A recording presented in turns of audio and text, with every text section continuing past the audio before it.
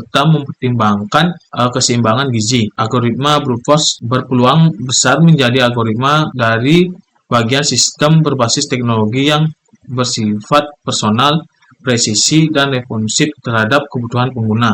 Baik, hasil dari analisis ini memberikan pemahaman yang komprehensif mengenai kekuatan dan kelemahan pendekatan brute force dalam konteks pemilihan menu makanan berbasis gizi. Di sini, di satu sisi, pendekatan ini sangat handal dalam menjamin keluaran yang optimal, namun di sisi lain perlu diakui bahwa metode ini memiliki keterbatasan signifikan dalam skalabilitas sehingga penggunaannya pada dataset besar atau sistem real-time masih memerlukan pengembangan lebih lanjut. Baik, selanjutnya itu ialah hasil eksperimen.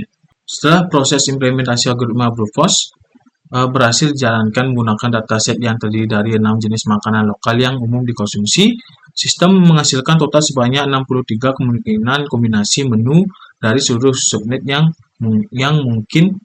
Dari jumlah tersebut, sebanyak 34 kombinasi dinyatakan valid karena memenuhi syarat utama, yaitu memiliki total kandungan kalori yang tidak melebihi batas maksimum 600 kilokalori. Kombinasi yang lolos seleksi ini kemudian diproses lebih lanjut untuk dianalisis berdasarkan kandungan makronutrien utamanya, yaitu protein, lemak, karbohidrat. Tabel berikut menyajikan beberapa contoh dari hasil kombinasi yang dianggap valid berdasarkan parameter batas kalori yang telah ditentukan.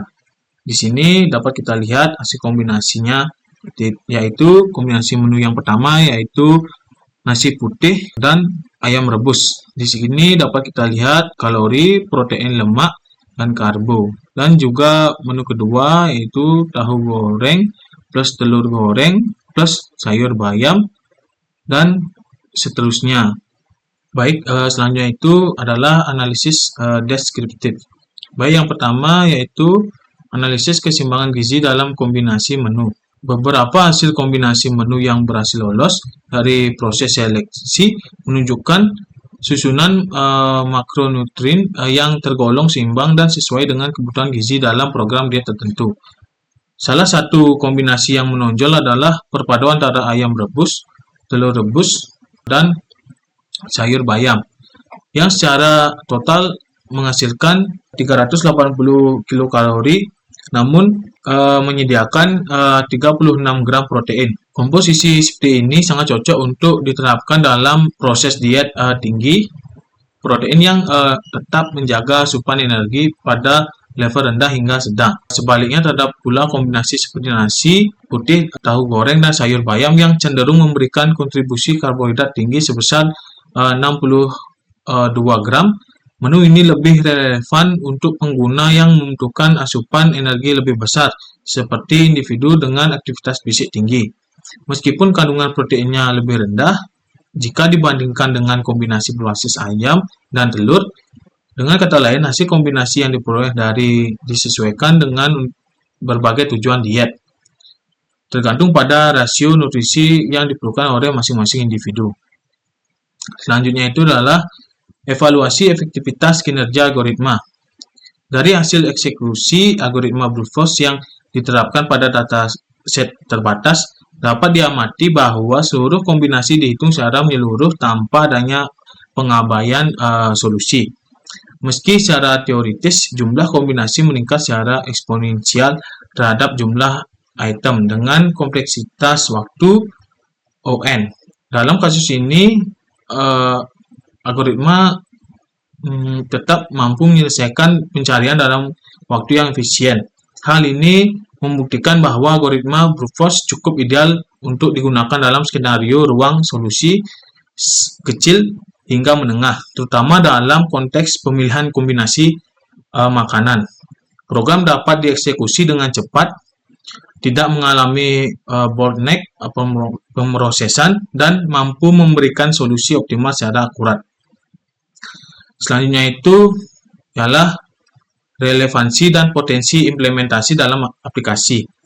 Berdasarkan hasil dan fleksibilitas algoritma dalam menghasilkan kombinasi menu yang beragam, pendekatan ini memiliki potensi besar untuk diimplementasikan dalam aplikasi digital berbasis gizi, baik dalam bentuk platform web maupun aplikasi mobile. Sistem semacam ini sangat berguna dalam memberikan rekomendasi menu harian yang disesuaikan dengan kebutuhan personal, seperti batasan kalori, rasio makronutrien tertentu, atau preferensi makanan pengguna. Dengan mengintegrasikan logika algoritma brute force ke dalam sistem antarmuka digital, pengguna akan mendapatkan solusi diet yang bersifat adaptif dan informatif tanpa harus melakukan perhitungan manual. Hal ini memperkuat argumen bahwa algoritma sederhana pun dapat berperan penting dalam mendukung sistem berbasis kesehatan dan nutrisi secara praktis. Baik, selanjutnya ialah kelebihan dan kekurangan algoritma brute force. Yang pertama yaitu kelebihannya. Algoritma brute force menawarkan jumlah keunggulan yang menjadikan relevan dalam konteks pemecahan masalah kombinatorial berskala kecil. Salah satu kekuatan utamanya adalah kemampuan untuk menemukan solusi yang benar-benar optimal. Karena algoritma ini secara sistematis mengevaluasi seluruh kemungkinan kombinasi yang tersedia tanpa ada satupun yang dilewatkan. Hal ini memberikan jaminan bahwa solusi terbaik memang telah diperoleh berdasarkan ruang solusi yang ada. Selain itu, pendekatan ini tergolong mudah untuk diimplementasikan bahkan oleh pemrogram pemula, karena tidak memerlukan pengetahuan mendalam tentang teknik optimasi kompleks seperti pendekatan heuristik atau algoritma meta-heuristik lainnya. Algoritma ini bersifat langsung, sederhana, dan tidak bergantung pada asumsi khusus mengenai data. Pendekatan ini juga sangat cocok diterapkan untuk skenario dengan jumlah item terbatas seperti pemilihan menu makanan dalam jumlah kecil. Pada konteks ini, algoritma dapat menyelesaikan perhitungan dengan akurat dan dalam waktu yang relatif efisien, sehingga sangat ideal untuk aplikasi praktis yang tidak membutuhkan sistem besar atau real time. Namun demikian, algoritma brute force juga memiliki sejumlah kekurangan yang tidak dapat diabaikan, terutama ketika digunakan dalam konteks ruang solusi yang luas. Salah satu kelemahan paling menonjol adalah ketidakefisiensinya dalam menangani jumlah data yang besar. Seiring bertambahnya jumlah item yang harus dikombinasikan, jumlah total kombinasi yang harus dievaluasi akan meningkat secara eksponensial, yang secara matematis direpresentasikan dengan kompleksitas waktu n. Hal ini menyebabkan proses pencarian menjadi lambat dan tidak efisien, terutama jika digunakan dalam sistem berskala besar. Selain itu, pendekatan ini tidak cocok untuk sistem yang membutuhkan respon cepat atau bekerja dalam waktu nyata atau real time. Perubahan kecil apapun dalam data akan memaksa sistem untuk mengulang seluruh proses evaluasi dari awal, yang tentunya akan menghabiskan waktu dan sumber daya. Lebih lanjut, algoritma ini sulit untuk diskalakan jika ingin digunakan pada sistem yang lebih kompleks atau dinamis. Dalam kondisi tersebut, diperlukan penggabungan dengan teknik tambahan seperti heuristik, pruning, atau algoritma pencarian cerdas lainnya untuk mengurangi jumlah kombinasi yang perlu diperiksa, serta meningkatkan efisiensi pemrosesan secara keseluruhan. Baik, selanjutnya itu ialah kesimpulan. Algoritma brute force merupakan pendekatan yang layak dan efektif dalam membantu proses seleksi kombinasi menu makanan untuk keperluan diet yang memiliki batasan kalori tertentu. Dengan prinsip pencarian penyeluruhan terhadap semua kemungkinan solusi, algoritma ini terbukti mampu menghasilkan kombinasi yang optimal sesuai dengan kriteria yang telah ditentukan, khususnya ketika ruang pencarian masih berada dalam skala yang terbatas. Baik, setelah itu ialah saran.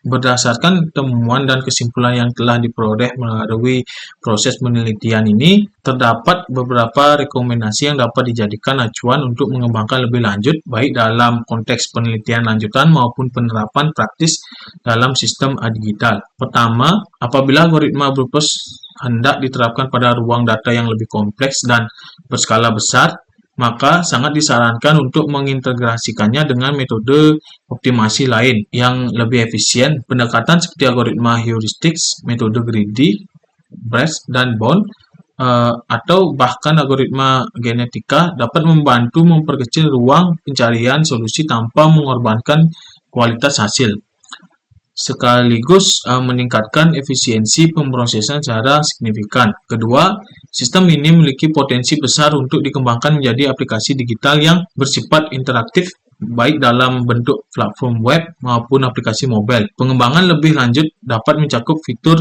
personalisasi seperti pengaturan batas kalori harian, preferensi diet tertentu, misalnya tinggi protein, rendah karbohidrat, atau vegetarian, serta filter berdasarkan alergi atau pantangan makanan. Hal ini akan memungkinkan pengguna mendapatkan rekomendasi menu yang benar-benar disesuaikan dengan kebutuhan dan kondisi masing-masing individu. Yang ketiga, untuk menghasilkan kombinasi menu yang lebih relevan dan representatif, diperlukan perluasan cakupan database makanan yang digunakan. Akan sangat menguntungkan apabila sistem terhubung langsung dengan basis data gizi yang lebih lengkap, baik dari sumber nasional maupun internasional, termasuk melalui integrasi IP dari lembaga penyedia data nutrisi resmi. Yang terakhir ialah dalam rangka menilai secara lebih objektif kelebihan dan kekurangan algoritma Brutus, disarankan agar penelitian selanjutnya melakukan perbandingan performa dengan algoritma lain yang juga digunakan untuk pemecahan masalah kombinatorial. Perbandingan ini dapat dilakukan baik secara teoritis maupun eksperimental, mencakup aspek akurasi solusi, efisiensi waktu, dan skalabilitas terhadap jumlah data.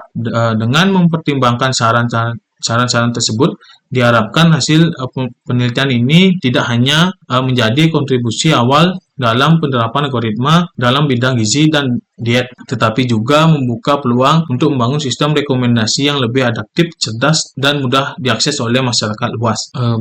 Sebelum saya mengakhiri presentasi ini, saya mohon maaf jika ada salah kata maupun pengucapan yang saya lakukan.